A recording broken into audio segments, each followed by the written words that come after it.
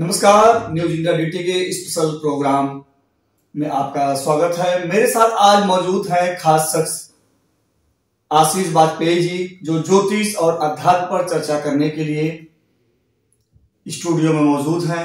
आप astro expert और soul mentor हैं, जो कि आत्मज्ञानी और ज्योतिष पर आपको विस्तार से आज सारी जानकारी देंगे। आशीष जी, बहुत बहुत स्वागत है आपके स्टूडियो में। नमस्कार आशीष जी, मैं आपसे जानना चाहता हूं कि अधिकतर लोगों को जिज्ञासा होती है कि हमारा काम कब बनेगा और कैसे बनेगा। देखिए,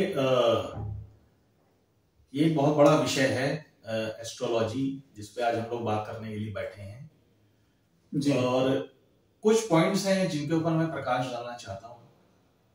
जैसे कि लोगों को गुमराह भी किया जा रहा है समाज में, उनको भ्रमित भी किया जा रहा है बहुत लोगों के द्वारा, और तरह तरीके से लोगों से पैसा लेकर के और उनको भ्रमित करके लोग अपना लाभ कमा रहे हैं। जी, मैं आपको एक बहुत बड़ी बात बताना चाहता हूं जीवन में कि देखिए, हर चीज का एक समय है।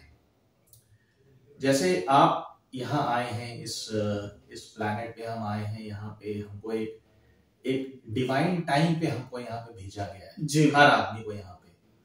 उसी तरीके से जब हमको यहाँ पे भेजा गया तो ईश्वर ने, परमपिता परमेश्वर और जो डिवाइन टीम है पूरी, उन्होंने सब कुछ निर्धारित किया उस समय पे आपके लिए और सबके लिए कि आपके काम किस किस समय पर बनेंगे।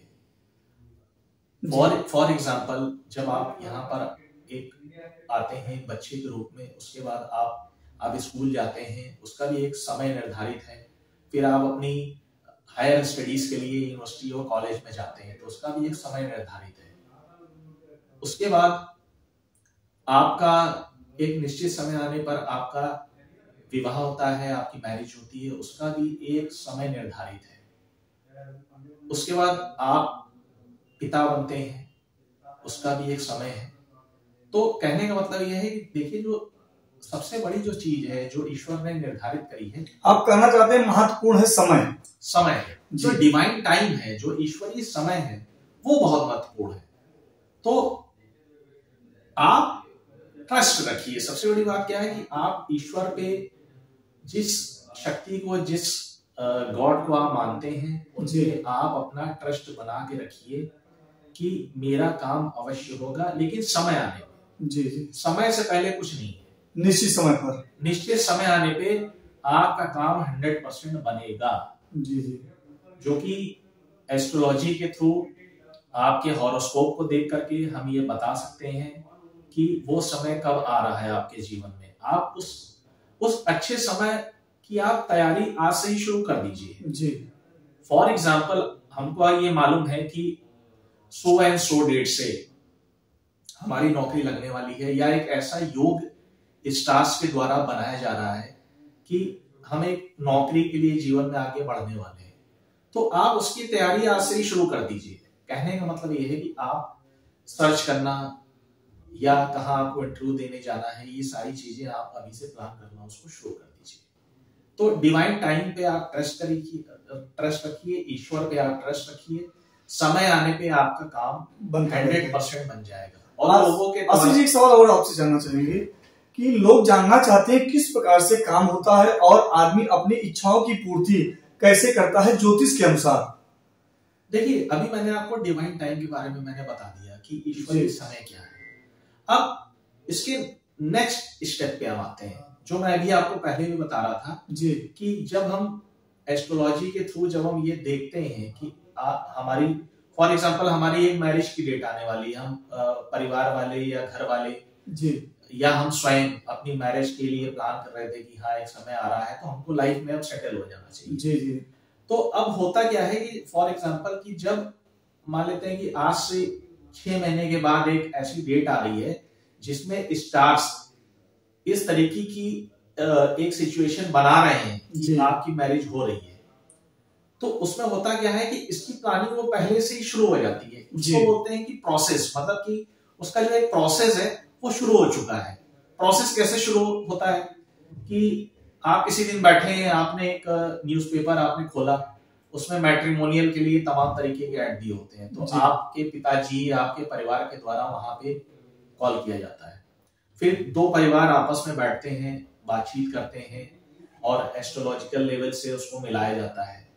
फिर धीरे धीरे करके स्टेप आगे बढ़ता है, एंगेजमेंट वगैरह होती है, फिर आप एक सर्टेन टाइम पीरियड के बाद आपकी मैरिज हो जाती है।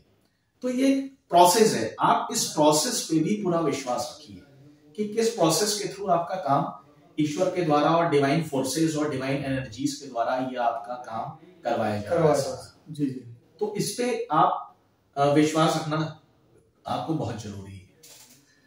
आशीष जी, अधिकतर लोग शांति की तलाश में हैं, क्योंकि इस भाग दौड़ की जिंदगी में लोगों के पास पैसा है, धन दौलत सब कुछ होते हुए भी शांति नहीं प्राप्त हो पा रही है। इस पर आपका क्या विचार है, दर्शकों को बताएं। देखिए, बहुत अच्छा प्रश्न आपने मुझसे पूछा है कि मैं भी बहुत लोगों को देखता हूँ कि उन्होंने पैसे बहुत कमा लिए हैं अपनी लाइफ में, काफी बड़ा बैंक बैलेंस भी है, गाड़ियां भी हैं और भी फैसिलिटीज, जो भी घर को चलाने के लिए जो चाहिए वो सारी उनके पास उपलब्ध है, लेकिन उनके पास शांति नहीं है जी। कुछ ना कुछ प्रॉब्लम्स क्रिएट हो रही है, रिलेशनशिप में प्रॉब्लम आ रही है और घर के अंदर भी प्रॉब्लम्स क्रिएट हो रही हैं या बच्चों के द्वारा भी प्रॉब्लम क्रिएट हो रही है। तो इसका सबसे बड़ा जो एक रास्ता जो मुझे समझ में आता है जी, कि आप पहली बात तो है कि आप अपने समय में जो भी आपका बिजी शेड्यूल है सुबह से लेकर शाम तक, उसमें से कुछ समय सुबह मॉर्निंग में या शाम को ऐसा निकालें कि आप प्रेयर करें जी। आपका जो भी पूजा का स्थान है वहां पे आप बैठे, वहां पे जिस भी ईश्वर को आप मानते हैं, जिस भी गॉड को आप मानते हैं, वहां पे बैठिए, वहां पे प्रेयर करिए, पूजा करिए वहां पे।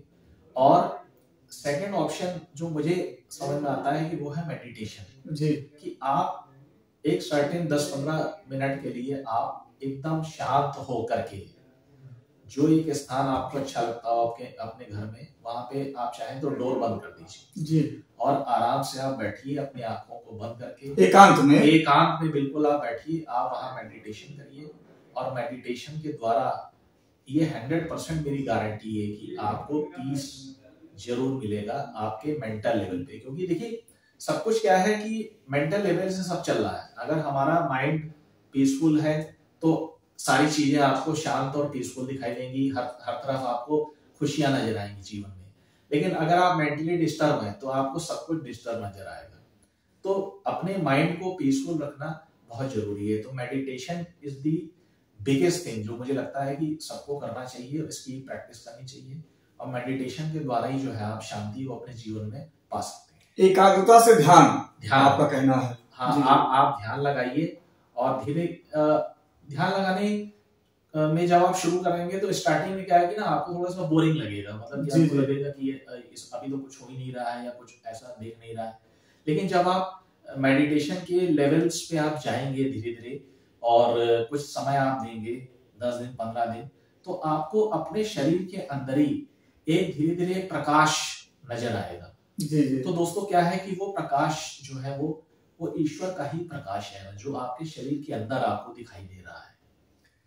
एक सवाल और पूछना चाहेंगे आपसे, किस तरीके से लोग दुख तकलीफ और कष्टों का निवारण प्राप्त कर सकते हैं? ज्योतिष के अनुसार या ध्यान के अनुसार या पूजा पाठ के अनुसार ये कैसे हो सकता है? देखिए, मैंने अभी बताया कि एक तो क्या है कि आप मेडिटेशन करें, सेकंड क्या है कि आप एक अपनी फैमिली के अंदर एक पॉजिटिव एनवायरनमेंट क्रिएट करें। पॉजिटिव एनवायरनमेंट आप कैसे क्रिएट करते हैं?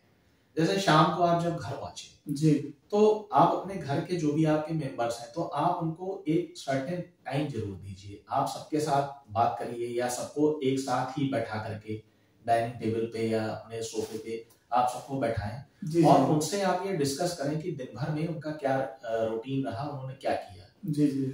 सेकेंडली मैं देखता हूँ कि लोग घर पहुंचते हैं उसके बाद वो टीवी देखने में या मोबाइल में जो है अपना जो क्वालिटी टाइम है वो उसको वेस्ट कर रहे हैं मोबाइल देखने में, जो कि आपका जो टाइम एक ऐसा टाइम है कि जो आप अपनी फैमिली के साथ बैठ करके एक अच्छा एक स्ट्रॉन्ग डिस्कशन, एक पॉजिटिव डिस्कशन आप कर सकते हैं और लोगों को एक अच्छी एडवाइस आप अपने फैमिली में लोगों को दे सकते हैं।